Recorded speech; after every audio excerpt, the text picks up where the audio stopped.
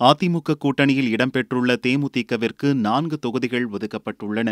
இந்த தொகுதியில் போட்டியிடும் வேட்பாளர்களின் பட்டியலை தேமுதிக தலைமை திங்களன்று வெளியிட்டது.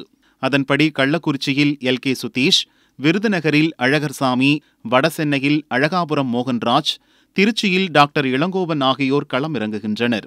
அதே நேரத்தில் பாமகவின் 2ஆம் கட்ட வேட்பாளர் பட்டியலும் திங்களன்று வெளியானது. திண்டுக்கல்லில் ஜோதிமுத்துவும், ஸ்ரீபெரும்பதூரில் வைத்திலிங்கமும் போட்டியிடுவதாக அறிவிக்கப்பட்டது.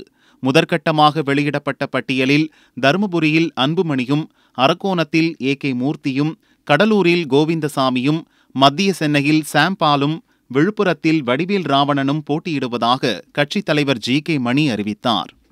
வாக்களிப்பது நம்மளோட ஜனநாயக உரிமை, கடமையும் கூட. So save the date, April 18. இது போல மேலும் பல தகவல்களுக்கு தினமலர் யூடியூப் சேனலை சப்ஸ்கிரைப் பண்ணுங்க. பக்கத்துல ஒரு பெல் பட்டன் இருக்கும், அதையும் கிளிங் அப்படின்னு அழுத்திட்டு Facebook, Twitter, Instagramல எங்களை ஃபாலோ பண்ணுங்க.